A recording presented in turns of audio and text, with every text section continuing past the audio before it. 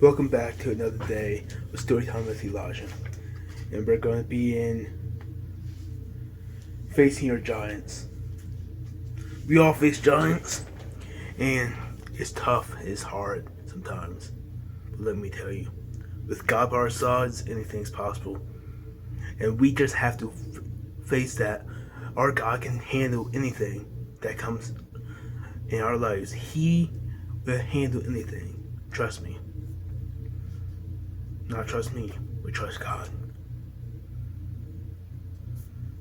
Let's get into it.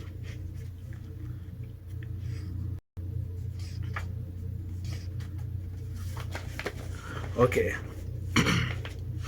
We're going to start with the acknowledgements. The list of people who midwife this book is long. Each deserves a standing ovation and early retirement. Editors Liz Henney and Karen Hill, when it comes to prompting thick-headed authors, you wrote the book. Steve and Cheryl Green, if the country had overseers like you, we'd all sleep better.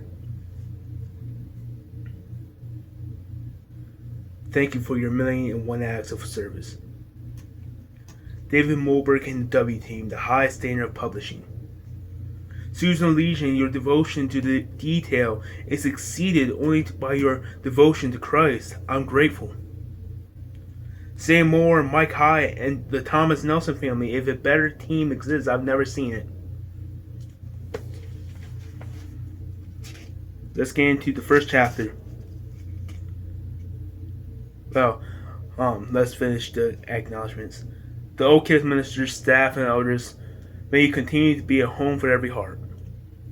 The Uppers family of Becky, Margaret, and Tina, what gifts you have and gifts you are. Eugene Peterson, each reading of your books teaches me, leap over the wall, change me. Where my words sound too much like yours, forgive me, you get the credit. Kara Bartley, Scotland Yard should have such a sleuth. I stand in awe of your editorial skills.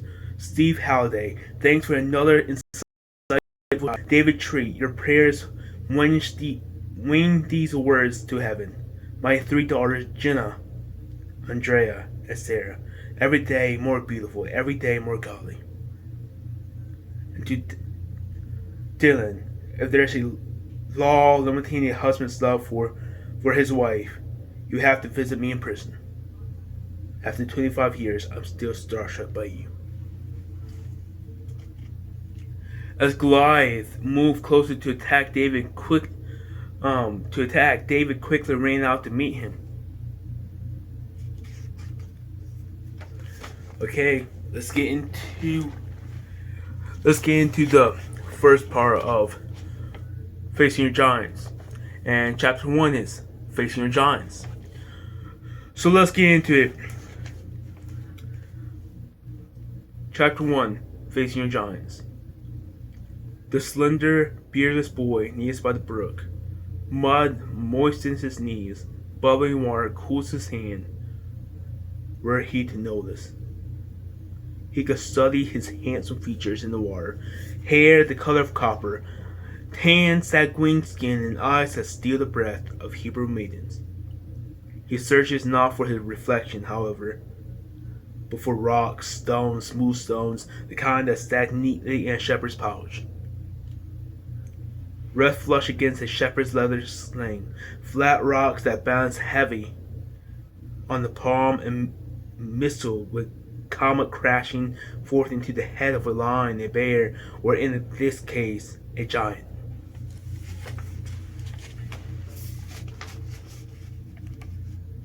Goliath stares down from the hillside. Only disbelief keeps him from laughing. He and his Philistine herd have rendered their half of the valley into a forest of spears. A growling, bloodthirsty gang of hoodlums, boosting do-rags, bow, and barbed wire tattoos. Goliath towers above them 9 feet, 9 inches tall, and the stocking feet, wearing 125 pounds of armor and snarling like the main contender at the Worldwide Wrestling Federation Championship night. He wears a size 20 collar, a IOI 2 hat, and a 56-inch belt. His biceps burst, thigh muscles ripple, and both belch through the canyon. This day I defy the ranks of Israel. Give me a man and let us fight each other. Who will go mana a mana conmigo? Give me your best shot. No Hebrew volunteers until today. Until David. Until David just showed up this morning. He clocked out of sheep washing to deliver bread and cheese to his brothers on the battlefront. That's where David hears Goliath defying God. And that's when David makes his decision. Then he takes his staff in his hand and he chooses for himself 5 smooth stones from the brook and puts them in a shepherd's bag, in a pouch that he has, and his sling is in his hand, and he draws near to the Philistine. Goliath scoffs at the kid, nicknames him Twiggy. Am I a dog that you come to me with sticks? Skinny, scrawny David, bulky, brutish Goliath, the toothpick versus the tornado, the mini bike attacking the 18-wheeler, the toy poodle taking on the Rottweiler. What odds do you give David against his giant? Better odds, perhaps, than you give yourself against yours. Your Goliath doesn't carry sword or shield. He brandishes blades of unemployment, abandonment, sexual abuse, or depression. Your giant doesn't parade up and down the hills of Allah. He prances through your office, your bedroom, your classroom. He brings bills you can't pay, grades you can't make, people you can't please, whiskey you can't resist, pornography you can't refuse, and a career you can't escape, a past you can't shake, and a future you can't face. You know well the roar of Goliath. David faced one who foghorned his challengers morning and night for 40 days, twice a day, morning and evening. The Philistine giant strutted in front of the Israelite army. Yours does the same. First saw of the morning, last worry of the night. Your Goliath dominates your day and infiltrates your joy. How long has he stalked you? Goliath's family was an ancient foe of the Israelites. Joshua drove them out of the promised land 300 years earlier. He destroyed everyone except the residents of 3 cities, Gaza, Gath, and Ashdod. Gath bred giants like Yosemite, drove sequoias. Guess where Goliath was raised? See the G on his leather jacket? Gath High School. His ancestors were through Hebrews, while pirates were through Her Majesty's Navy. Saul's soldiers saw Goliath and mumbled, "Not again. My dad fought his dad, my granddad fought his granddad." You've grown similar words on becoming a workaholic just like my father. Divorce strikes through our family tree like Oakville. My mom couldn't keep a friend either. Is this ever going to stop? Goliath? The long-standing bully of the valley, tougher than a $2 steak, more snarls than twin Dobermans. He awaits you. He awaits you in the morning, torments you at night. His darker ancestors now looms over you. He blocks the sun and leaves you standing in the shadow of a doubt. When Saul and his troops heard the Philistines' challenge, they were terrified and lost all hope. But what am I telling you? You know Goliath, you recognize his walk and wince at his talk. You've seen your Godzilla. The question is he all you see? You know his voice, but is it all you hear? David saw and heard more. Read the first words he spoke, not just in the battle, but in the Bible. David asked the men standing near him, "What will be done for the man who kills this Philistine and removes this disgrace from Israel?" Who is this uncircumcised Philistine that he should defy the armies of the living God? David shows up discussing God. The soldiers mention nothing about him. The brothers never spoke his name, but David takes one step onto the stage and raises the subject of the living God. He does the same with King Saul. No chit-chat about the battle or questions about the odds. Just a God-birth announcement. The Lord who delivered me from the paw of the lion and from the paw of the bear. He will deliver me from the hand of this Philistine. He continues the theme with Goliath. When the giant mocks David, the shepherd boy replies, "You come against me with sword and spear and javelin, but I come against you in the name of the Lord Almighty, the God of the armies of Israel. When you have defied this day of the Lord, will hand you over to me, and I'll strike you down and carve your head. Today I will give the carcasses of the Philistine army to the birds of the air and the beasts of the earth. The whole world will know that there is a God in Israel. All those gathered here will know that it is not by sword or spear that the Lord saves, for the battle is the Lord's, and he will give all of you into our hands." No one else discusses God. David discusses no one else but God.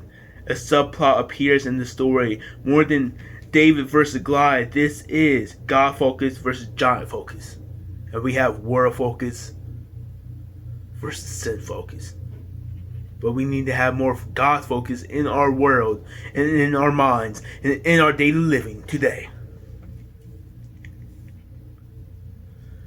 David sees what others don't and refuses to see what others do. All eyes except David's fall on the brutal, hate-breathing hawk.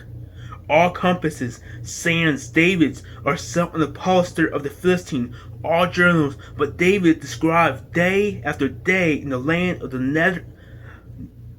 Neanderthal. The people know his taunts, demands, size, and shout. They have majored in Goliath. David measures in God. He sees the giant, mind you. He just sees God more. So, look carefully at David's battle cry.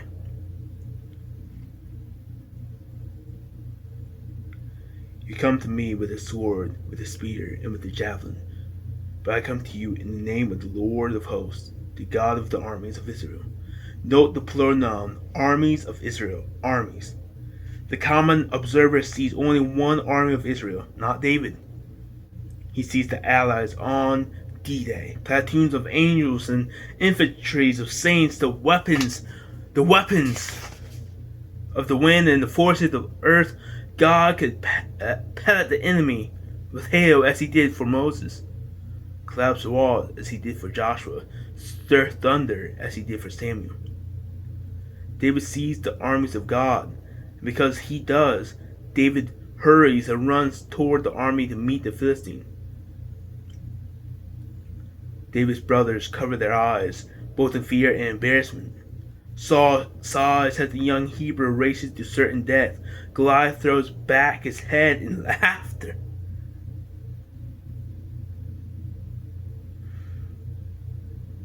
Just enough to shift his helmet and expose a square inch of forehead's flesh. David spots the target and seizes the moment.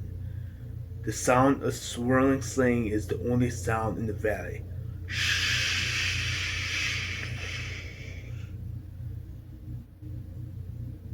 The stone torpedoes to the air and into the skull. Goliath's eyes cross and legs buckle. He crumples to the ground and dies. David runs over and yanks Goliath's sword from his sheath.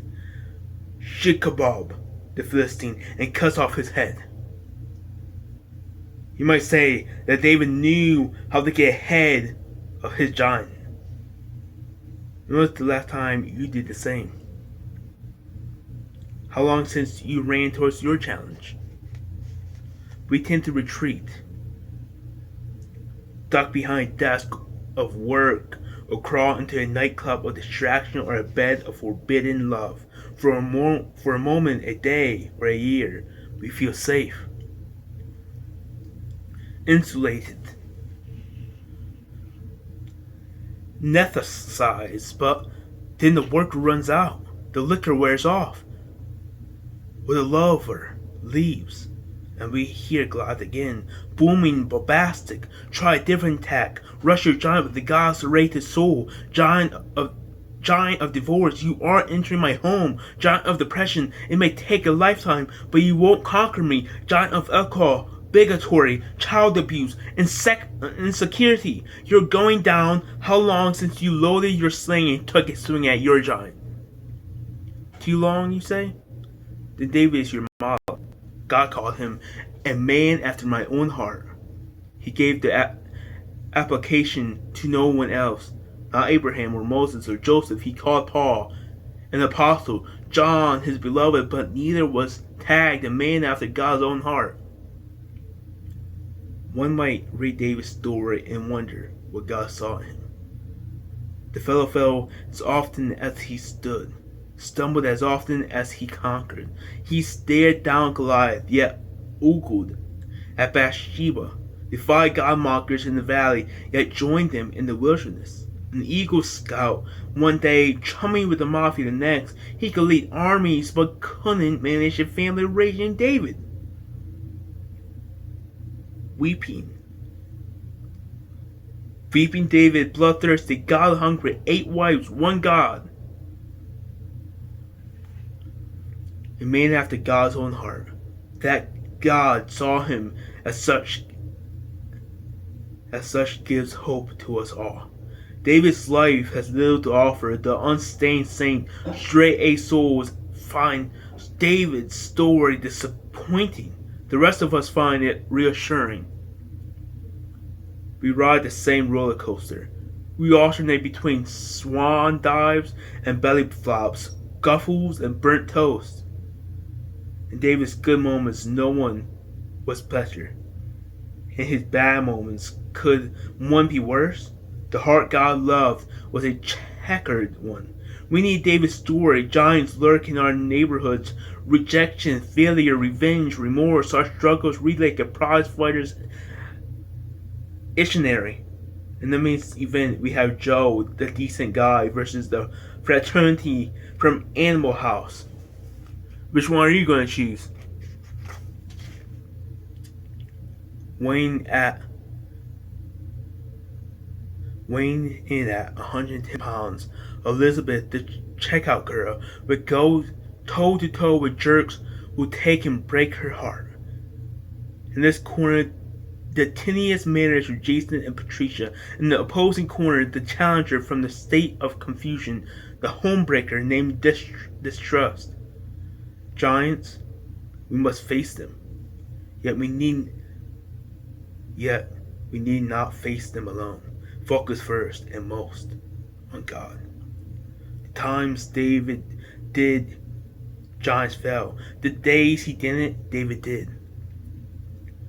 Test this theory with an open Bible. Read 1 Samuel 17 and list the observations David made regarding Goliath.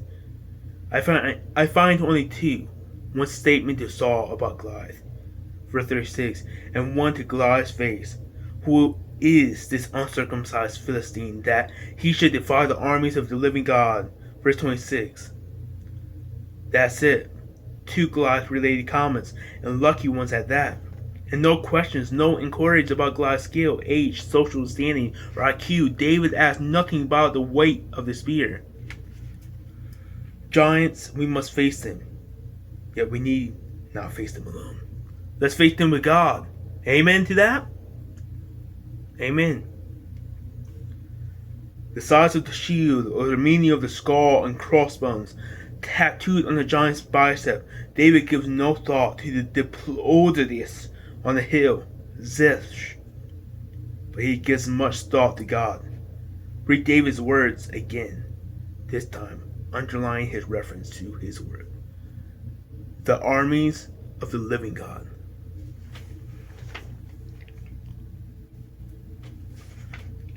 The armies of the living God. The Lord of hosts, the God of the armies of Israel. The Lord will deliver you into my hand, that all the earth may know that there is a God in Israel. Are you 4 times as likely to describe the strength of God as you are the demands of your day? The Lord does not save with sword and spear. For the battle is the Lord's, and he will give you into our hands. I count 9 references. God thoughts outnumber Goliath thoughts. 9-2. How does this ratio compare with yours? Do you ponder God's grace 4 times as much as you ponder your guilt? Is your list of blessings 4 times as long as your list of complaints? Is your mental file of hope 4 times as thick as your mental file of dread? Are you 4 times as likely to describe the strength of God as you are the demands of your day? No. Then David is your man. Some note the absence of miracles in his story. No Red Sea openings, chariots flaming, or dead Lazarus walking. No miracles. But there is one. David is one. A rough-edged walking wonder of God who neon lights this truth. Focus on giants you stumble. Focus on God, your giants tumble. Lift your eyes, giant slayer. The God who made a miracle out of David stands ready to make one out of you. We just have to be ready for the time that David comes into your life and helps you guide out of the giant in your life. Have God walk it, follow David, have him as a role model. We might not have the exact phase that he had. He went against a 9 9 inches tall giant, and that scared you. It probably scared you to have the time of struggles and the giants in your life, pornography, the abuse and neglect and alcoholism and everything in between that. We just have to have God. God is here to save you. God is here to guide you out of the struggles, out of those troubled minds that were put into you, the thoughts, everything. Pray for peace. Well, pray for guidance. Pray for a different way of living. Pray that God can guide you out of the struggles that you're in today. I know it's hard. I know it can be tough sometimes.